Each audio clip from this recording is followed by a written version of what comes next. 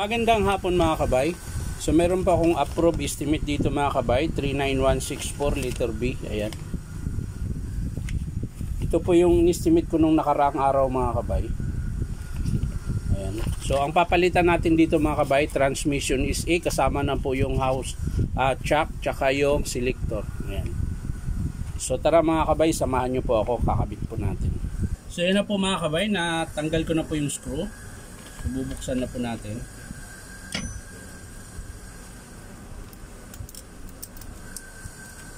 So ayan po yung sira mga kabay, oh. Basag po yung selector. Sira din po yung transmission po.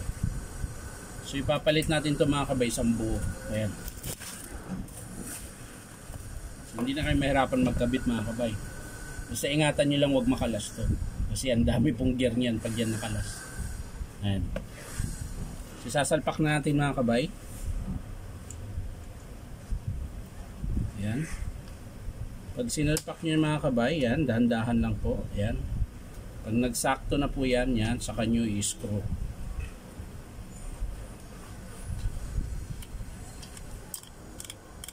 Yan, may slot po yan mga kabay. So, i-screw muna natin yung dalawa.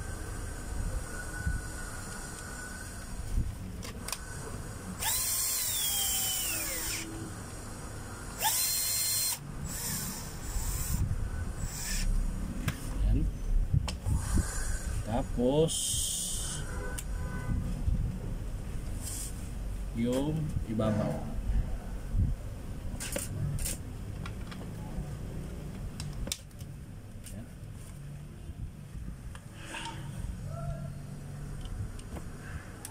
Kailangan nang lumapat to.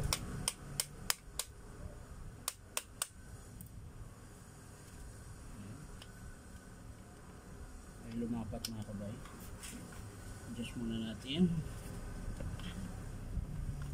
Okay. So yan na mga kabay, lumapat na po. Yan. Pantay na po siya. So i-screw na po natin mga kabay.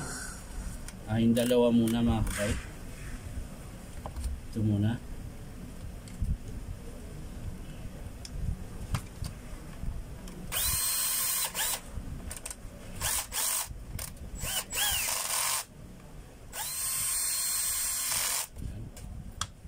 Ipitan natin ulit to.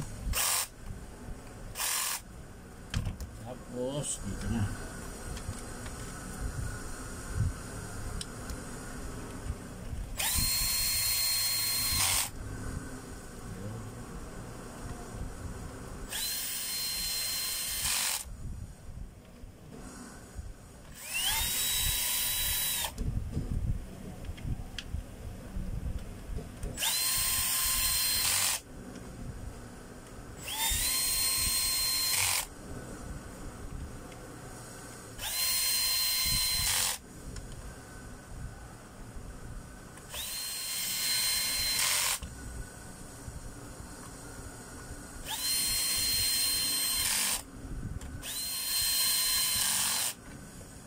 So yan mga kabay, titesting po natin. Hanap po tayo ng kabat.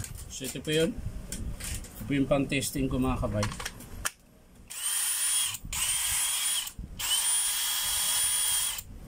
So, check natin yung sa screw. 1 and 2. 1 2. Yan, ganyan po kalakas yung 2. Hindi mo na mahawakan. Check natin yung hammer mga kabay. Ito po yung hammer, nakasit na po sa hammer yan.